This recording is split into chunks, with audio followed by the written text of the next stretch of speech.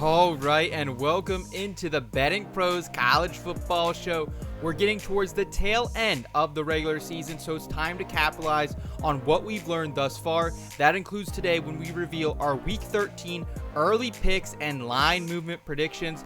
I'm your host, Seth Woolcock, and this past weekend's picks were a lot like that Jake Paul-Mike Tyson fight. A letdown. Today, I am joined by a man who is high on life today following a weekend where both his Texas Longhorns and Pittsburgh Steelers got the W. Scott Bogman, happy Monday, my friend. How are you feeling just 2 weeks remaining in the regular season? I know. We're getting to crunch time here, and everything is kind of, we're racing towards that center point of light to get these playoff standings and obviously conference championships coming up as well. So, lots of moving and shaking still left, and we're starting to get the full picture here. Absolutely, and we've got an absolutely stacked program for y'all today. Week 12 and rankings movement reaction, plus an early handicap of the biggest games on the Week 13 slate. One of my favorite in a few weeks, I have to say, Bogman. I felt like I had some big, strong early leans this week as opposed to the last few. I don't know if you feel the same about this slate. Yeah, there are some that I like a lot to start. So we'll see how that goes. 3-4 on my pick show last week, and a lot of the stuff I said did not come true. I mean, I just can't believe some of the games that we had last week. But that's college football for you. It is. That's why we love sports. Thanks to everyone who rides with us each and every week of the season. We see it. We appreciate. The easiest way to support us is like this video if you enjoy this type of content. Plus, subscribe if you aren't already. BettingPros is putting out some awesome content all fall long, whether you're into college football, NFL football. We got Terrell over there on the basketball side of things as well, and the Daily Juice with Matt Peralt. So make sure you guys are subscribing, checking out all the great content we have for you. And while you're here, if you want a chance to win a signed Aaron Jones Minnesota Vikings jersey for free, courtesy of our friends over at pristineauction.com, all you need to do is subscribe to the BettingPros YouTube channel right now. Drop a comment below on any of our videos, and that's it. We will be announcing a winner right here on the channel, so make sure you subscribe, turn on those notifications so we can announce a winner, and you can be plugged into that if you do happen to be that lucky winner. And Bogman, let's go ahead and jump right into the Week 12 takeaways. The ACC's best, Clemson and SMU, they held on. It was scary for a minute, but they get the wins over Pitt and Boston College, respectively. South Carolina beats Missouri 34-30 in an absolute thriller. Did not make it look easy. No. Shout out Brady Cook, though. He looked the best I've seen him look maybe all season. Arizona State knocks off K-State 24-14. Oregon gets out of Madison with their lives 16-13. For a minute there, I put on my Penn State fan hat. I was betting on Oregon. I was like, oh man, Penn State, we might have a shot at the Big Ten championship if this thing plays out our way. It did not. Oregon gets the W. New Mexico makes it count against Wazoo, winning 38-35. Georgia comebacks to beat Tennessee 31-17. And Kansas continues to be the giant killers of the season, handing BYU their first loss of the year, winning 17-13 in Provo, Utah. Woo! Where do we even start, Bogman? I mean, the way the Jayhawks have been playing, especially since how they started. And now they're just so much better. They're the team that we kind of thought they were coming in. They were not that at all. To start the season. I think that was probably the most surprising thing. That and Oregon just, not putting it together against Wisconsin was very surprising. I mean, lucky to escape that game with the dub there. The defense really bailed them out there. So I think those two were the biggest ones, but, I thought South Carolina was going to roll Missouri, and Missouri played well. Clemson did not put the beat down that I thought they were going to, and they probably really shouldn't have won that game.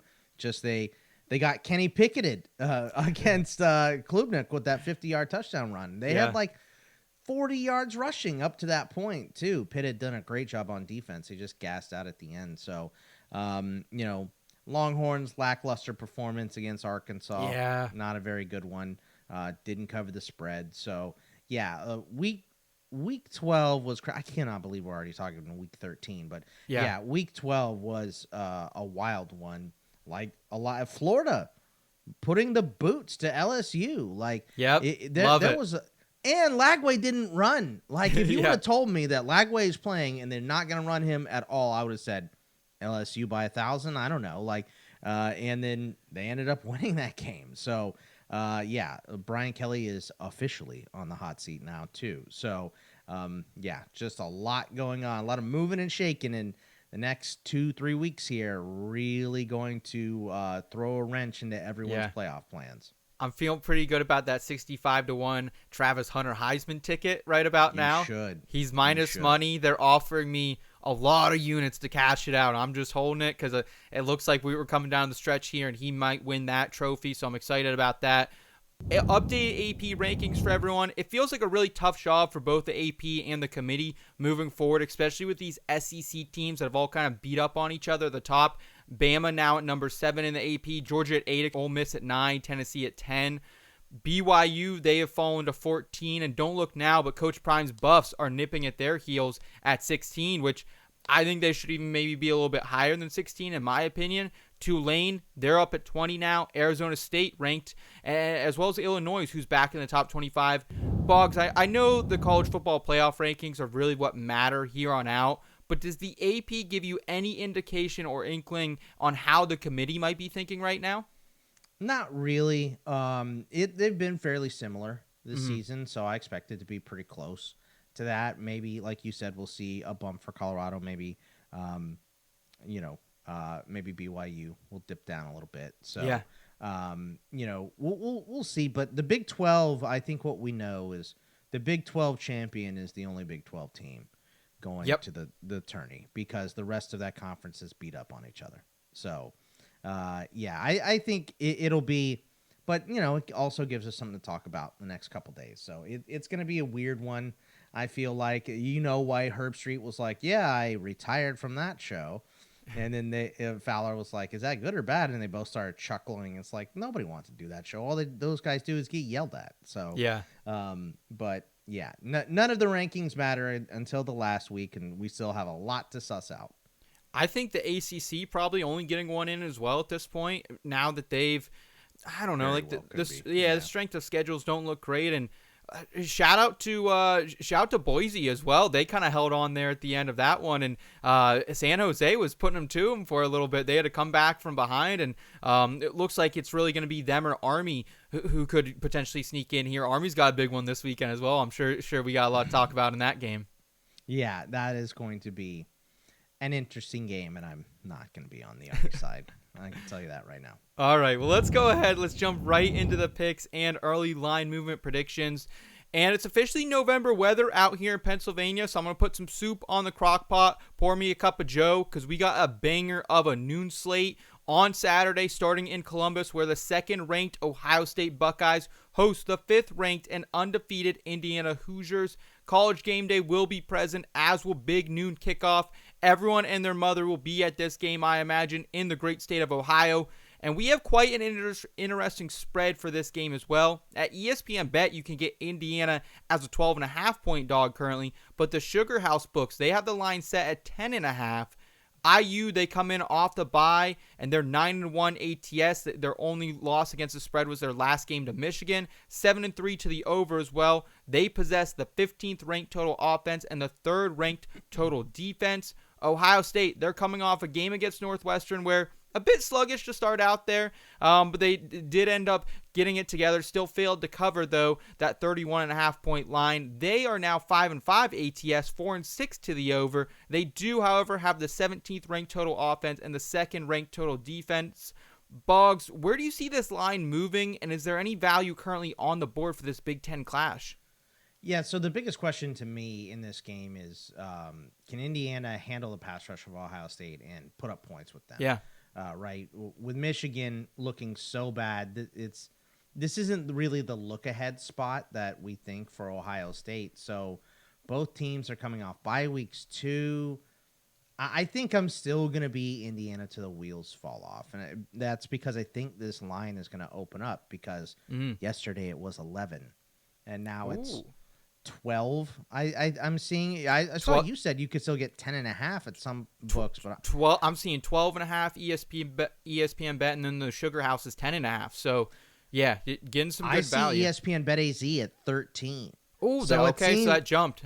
Yeah, it seems like I think this is going to expand for Ohio State, which is kind of it's kind of interesting here because a lot of the money in cash is on Indiana. So this is the hardest game of the week, I feel like, to pick because Indiana's looked so good. Yeah. Ohio State played down to Nebraska. We've seen them, obviously they lost on the road to Oregon, so they're not impervious here. I think I'm just going to stick right now with my Indiana till the wheels fall off, but let's wait till later in the week and see which way this line moves, because if it does open up towards Ohio State, I want the better number, but if it shrinks, maybe then I just don't play it. So that's kind of how I feel. So let's let it open up a couple days and see which way this line bumps. I'm assuming it's going to move towards Ohio State and not towards Indiana, and if that's the case, that's good if you want to take Indiana. So I'll just wait. Yeah, I'm kind of with you on Indiana, and I think how I'll play this one, I guarantee FanDuel by Thursday, they'll have that 50% boost out for this big match on campus, and then you could probably play Indiana, maybe like plus 15, you could probably get them. I tried to do that last week with Tennessee. I had them plus 13.5, and I got backdoor covered there from Georgia. But my thing with this game, Boggs, is like, has Ohio State played a better quarterback than Curtis Rourke? Obviously, they've played Aller. That game was close. They played Dylan Gabriel, and that game was close. I feel like all the games against good, established quarterbacks have been close. So I feel like this is just too big of a line, and you might be able to get it even larger later in the week as well. Yeah, so my thing is, yes, I think you're probably right. Rourke has been outstanding this season. But if they can't hold up against that Ohio State D-line, like if Ohio State's D-line plays at their peak, I don't think this is a pretty game for Indiana. I'm still Indiana till the wheels fall off. They've been so efficient, right? Yeah. Like and the defense has been great as well. And I think that is really kind of fairly matched between Indiana's defense and Ohio State's offense. You got to stick with those huge playmakers, but they've done that this year.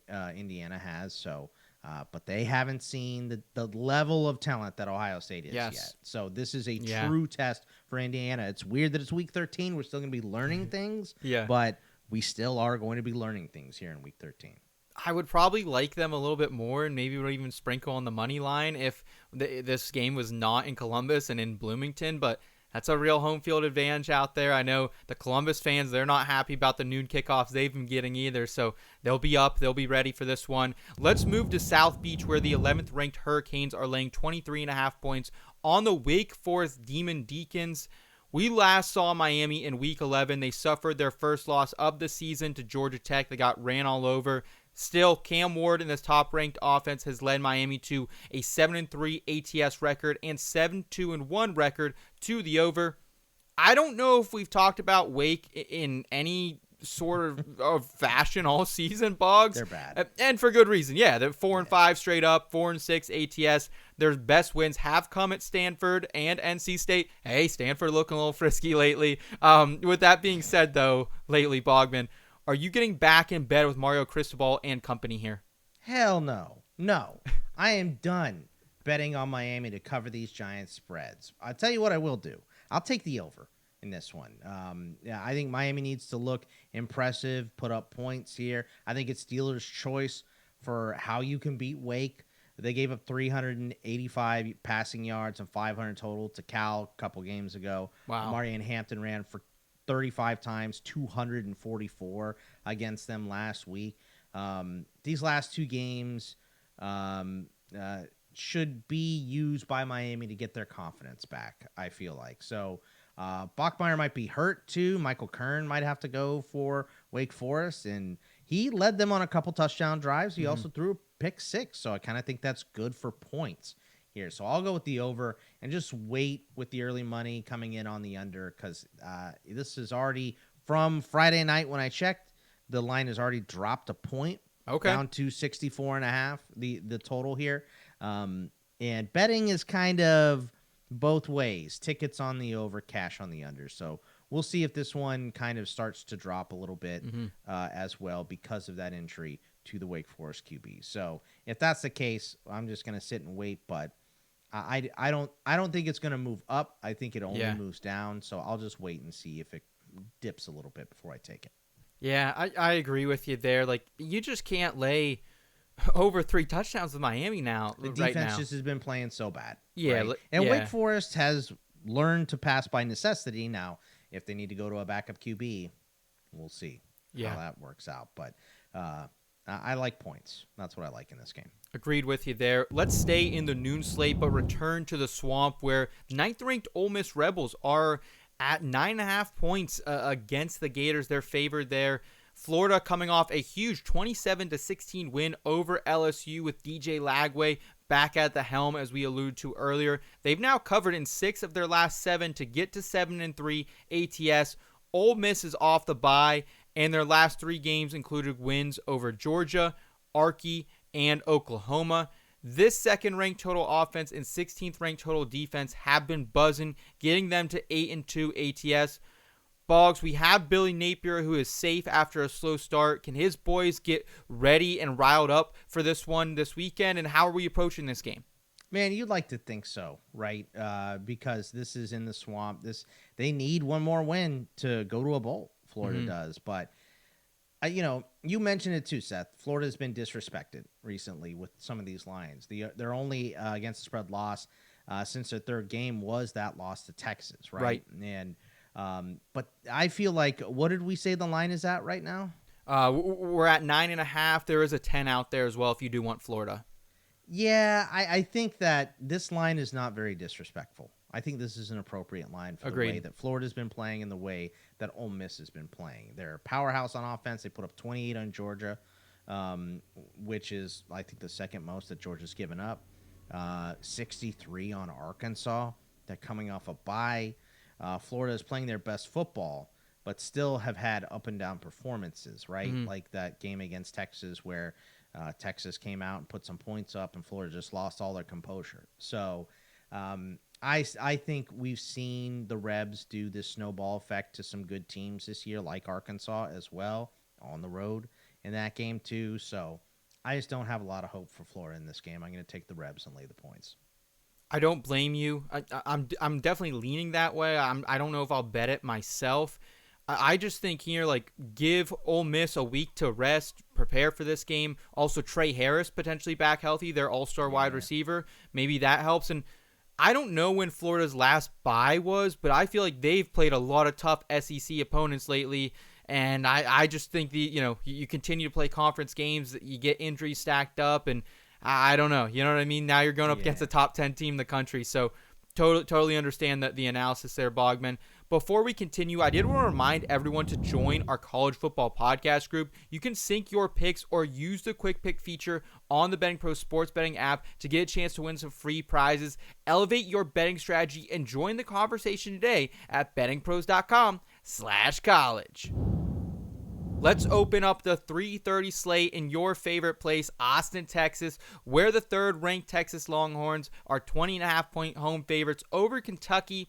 Texas, they did fail to cover against Arky, and they've now failed to cover in 3 of their last 4 games. The only game they did cover in that span was against Florida, who was without the services of Lagway. Still, the Longhorns, they have the 18th-ranked total offense, the top-ranked total defense. They're 9-1 straight up, 5-4-1 ATS.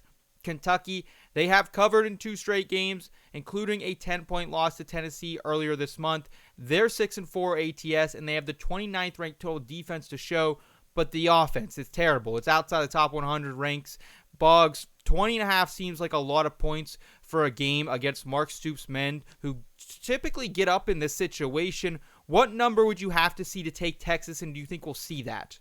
Yeah, we're not going to see it. I can tell you that much. It's not going to dip low enough for me to take the Longhorns here if it started out at 21.5. We said it's where now? I'm sorry. 20.5, yeah. 20.5. So it's already dipped a point, which is great. But and look, this is just not a good game, I feel like, to bet the spread, right? Because can Texas beat Kentucky by this much? Yeah, they can. Will they? They haven't been doing that except for Florida. And like you just mentioned, a lot of people depend on year-to-year trends for a lot of these things. Let's just talk about the trends that have happened this year, right? And Kentucky gets up to play top 5 teams. They just do, right? That has been their trend here. So, they beat UGA against the spread. Tennessee, they beat straight up. Texas has not played, or they beat Ole Miss straight up. Texas not played well on offense, in my opinion. And even in that Florida game, I think that was more about Florida making mistakes. So this is just simply too many points. But Texas defense has showed up in every game. Kentucky, to play in these games, Kentucky has had to drag you down into the mud. Texas loves to play there with the defense. So I think the under is the best play in this game. So I'll probably stick with that. And that's even a question to me because of the fact that Texas could get rolling. So not my favorite game to pick here. But with the way Kentucky's been playing, it's way more interesting. And I would not lay 20.5 or probably anything up to 17. I wouldn't lay here in this game with the way Texas offense has been playing. So I think the under is my favorite play. I think that's a good one. We've also got a Big Ten clash in Minneapolis where the 4th-ranked Penn State Nittany Lions are laying 11.5 points on the Minnesota Golden Gophers. Penn State has picked itself up after losing to Ohio State in heartbreak fashion with 2 straight blowout wins over the likes of Purdue and Washington. PSU, they are just 5-5 ATS. But, I mean, tight end Tyler Warren, he has made his claim as one of the best players in the country, leading Penn State to the 14th-ranked total offense to go along with their 4th-ranked total defense. Minnesota, they have wins over Illinois and USC, but they did lose to Rutgers when we last saw them. However, this Gopher team is pretty frisky, ATS 6-4 overall, and also 11th ranked in the total defense. Boggs, will that be enough to slow down Drew Aller and the Big Zambonis offense? I don't know. But what I do know is that both these teams play strong defense, right? Weird bump in the road for Rutgers, for Minnesota against Rutgers. I thought that one was weird. Minnesota's been strong against the spread this season. This is a lot of points. So I don't really like the play of the side here. Ooh, Penn really? State. Yeah, Penn State wins with solid defense, and the offense has been finding their stride here, right? But that was against Washington. That was against Purdue. Minnesota brings a legit top 20 defense to the table in this game. I think the spread feels a little bit wonky here to me, so I like the under in this game. Again, another under. I just see some of these teams winning with defense. Now, look, I took some unders this week, and it didn't work out for me. And I typically don't like unders. I like playing 2 overs, but I just think Drew Aller is the kind of guy that can get slowed down by a good defense. We saw Illinois do it earlier this year.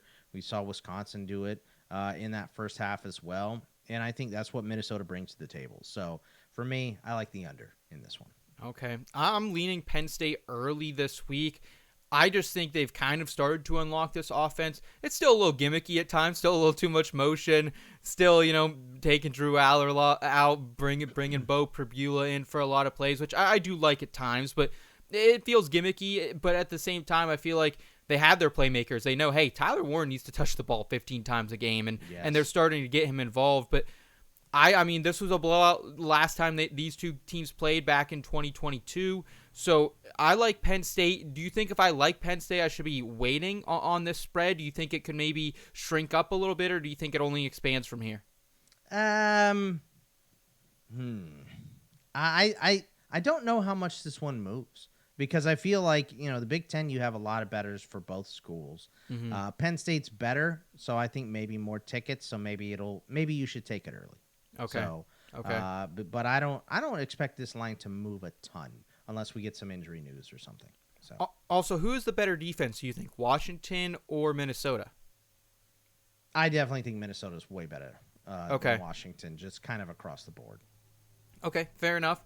We've got an all-ranked affair in Tempe, Arizona, where the 21st-ranked Sun Devils are 3.5-point favorites against the 14th-ranked BYU Cougars. A trip to the Big 12 Championship is on the line in this game. BYU picked up its first loss outright in second ATS last week against Kansas. The Cougars did outgain the Jayhawks by 112 yards, but they struggled to find pay dirt, had 2 turnovers to Kansas's 1. Arizona State, meanwhile, they just ended Kansas State's run 24-14 last week on the road. Sam Levitt, he looked great. He tossed 3 scores. Cam Scabito wasn't, I don't think, 100% healthy. He did have 25 carries, though, so I think he's getting back on the right track.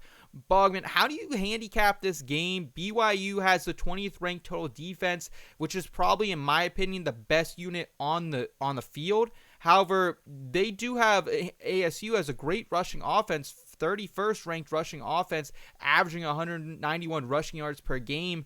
Are they going to be able to outrun BYU and find pay dirt more? I mean, these teams are going in opposite directions right now, aren't they?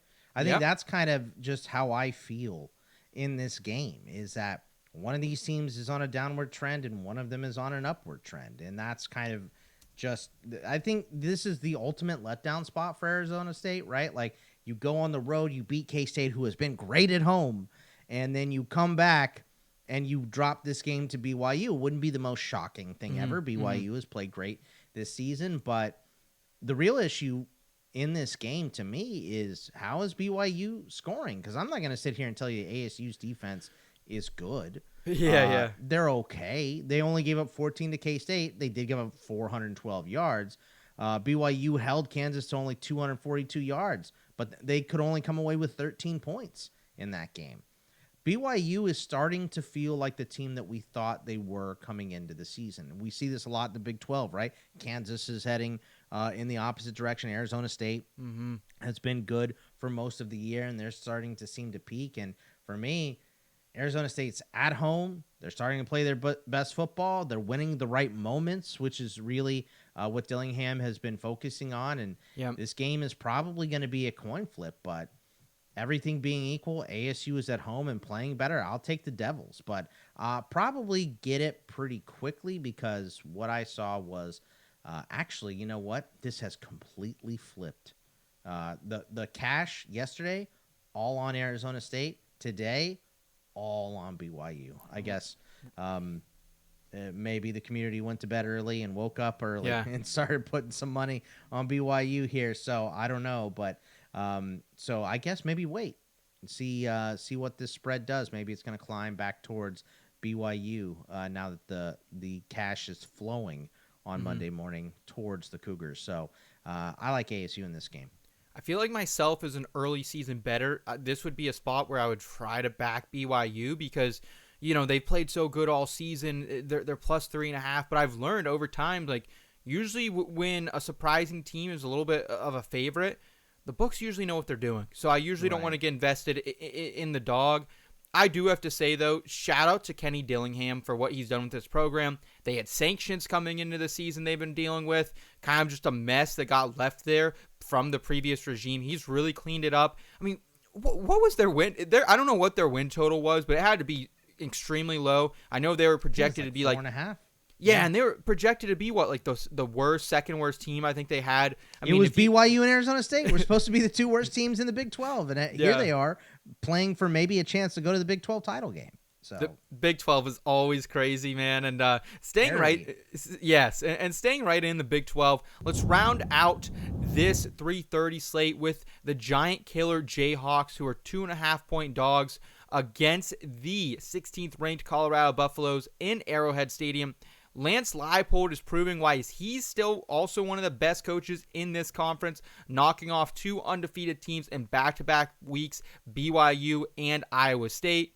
Even without Andy Kotelnicki calling the shots for the offense, they're still pretty good. 51st ranked in total offense and third in the country in rushing, led by standout senior Devin Neal. They've now covered in 4 straight games to get back to 5-5, 500 ATS against the spread. But will that be enough against Coach Prime's Buffs? I'm not sure. They just beat Utah 49-24 last week, and they've now covered in 8 straight. Shedeur Sanders, Travis Hunter, they've been electric, and I feel like this is one of the best passing offenses in the nation. They're 7th in passing yards per game, 322. Kansas, 89th in passing defense. So I think that spells trouble for Kansas here. Boggs, how do you feel about it? Yeah, I mean, look, I'm really been enjoying this Kansas slasher tour, this takedown tour that they're having. Oh, Iowa State, you're leading the Big 12. BYU, you're leading. Just cutting them up here. But I was so confident Utah was going to drag Colorado down into the mud, and Colorado just rolled them. And Colorado has won every game since that K-State loss kind of going away. Kansas has been playing their best ball. Yep. So maybe this one isn't the stomping that we would have thought a couple weeks ago. But I don't think this 2.5, 3-point spread is very respectful to Colorado. They might be able to score Kansas, but they don't play defense. They give up a lot of points, and especially the secondary. Especially the secondary. And when you give up a lot of points, I mean, Retzlaff was bad against them, but Beck threw for 383 and 3 touchdowns. Levitt threw for only 157 yards, but 4 scores. Hoover was 356 and 3 against them. Wow. What is Shedeur Sanders going to do to this secondary? Especially, they don't run the ball because they won't have to in this game. They are going to pick that secondary apart. And I like Kansas. This is a great story that they've had. But when you go toe-to-toe with a puncher, you're not going to win that game if you're Kansas, in my opinion. So I think Colorado kind of wins this one going away. I imagine 2.5 is the best number we're going to see. We should probably be jumping on this early. Yeah, I think so. Okay. I'm just going to tell y'all right now, this is probably my favorite game to bet on this slate. I think this is a really good spot for Colorado. So let's go Buffs, baby. Let's go Buffs. And let's go ahead and open up the primetime slate in the Bronx, where the 18th ranked Army Black Knights do battle against the 6th ranked Notre Dame Fighting Irish. Notre Dame, they are 15.5 point favorites here in Yankee Stadium, but you can get Army as big of a 16.5 point dog at some shops. There's a lot of points for Army, I feel like, on the board here. They're 8-1 ATS. They have the nation's top rushing offense and the top scoring defense, allowing an average of 10.3 points per game. However, just like Navy earlier this season, Army hasn't played the best competition. They are 120th in strength of schedule. Also, QB Bryson Daly threw the ball just 4 times last week against North Texas. The Irish have been whooping up on teams lately. They have covered convincingly in 5 straight games to get to 7-3 ATS. Boggs, Notre Dame, they've been susceptible against the run, 43rd in rushing defense compared to their second-ranked passing defense. Can Army at least cover 16.5 here, or could we see this line balloon up even further later this week? No, I mean, you got to take it now. It's going to balloon, I think. And this is because of what we saw against Navy, right? We saw Navy come in strong, but I was right about that game too. I picked that one, and I picked Notre Dame in that one because of the strength of schedule. You just mentioned it, Seth. 120th, where you saw, I see 123rd for strength of schedule for Army. It's bad, right? Like, they've been beating up on inferior competition the whole year, and now they have to go play a top 10 team here. So I just think Notre Dame is going to smash them. We just saw Army a couple weeks ago play North Texas. They held the ball for 41 minutes and 45 seconds in that game, and they came away with 2 scores, right? So if you're not beating North Texas defense, how are you going to beat Notre Dame's defense? I think this game is going to look very similar to what we saw with the Navy game. I will give Army more credit. I think they're a better overall team than Navy. I think they'll make this competitive for maybe a half or so. There could be some wind in this game in Yankee Stadium, which has been known to be windy, right? Yeah. So we'll see what's happening there. But I'm going to take the Irish. I'm going to lay the points, and I'm going to do it early because I think this line is going to open up a little bit. So I think we see Army get smashed here, and we can kind of put that discussion to bed. Okay. I think I'm going to wait this one out, see if I can get them closer to 20-point dogs, and I might back the Army Knights here, man. Like, they did, Notre Dame absolutely did take Navy's head off in that game, but Navy also had some big plays on that option, and I think maybe that could get the best of Notre Dame here. So I just think it's a lot of points, but I totally understand, like, it's almost like we've seen this play out once before. So I get your analysis there. Notre Dame just seems like a team possessed since that NIU loss. Yeah. They seem possessed. So yeah. Let's head down south to Auburn, where the 4-6 Tigers are short 2.5-point dogs against the Texas A&M Aggies. The Tigers, they just whooped up on Louisiana Monroe 48-14 as Peyton Thorne threw 5 tutties. They've now covered in 4 of the last 5 to get to 5-5 ATS this season. But make no mistake, though, I feel like they're largely have been covering because of their 13th ranked total defense. A&M, they're 8-2 straight up, but just 3-7 against the spread. They've also lost their top rusher, Le'Veon Moss, for the season a few weeks ago, and they're now 96 in passing offense. Bogman, will Auburn bow up in a night game at home against Mike Elko's Aggies? I mean, look, this is the weirdest look ahead spot for both of these teams. Yeah. Auburn has Bama next week. A&M has the Longhorns. So rivalry week here for sure coming up. So you could see both teams looking past each other. Both are coming off huge wins to gain confidence coming into this game. They both played cupcakes.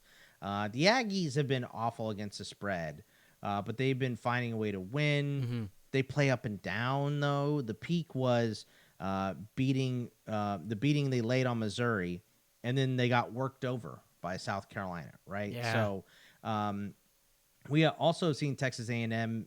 We've seen them dig out of some problems here, like that LSU game. I think we've seen a little bit more from the Aggies. Auburn is probably better than their record, but the offense has failed them. Only 7 against Vandy at home. Only 24 points and 498 yards with 35 minutes and time of possession when Kentucky laid down against them. They only scored 13 against UGA, 14 against Arky, and had the pick 6 to lose to Oklahoma. I feel like every important spot we get to with Auburn, their offense completely lays down, and that's what I expect in this game. I think A&M wins this one with defense here.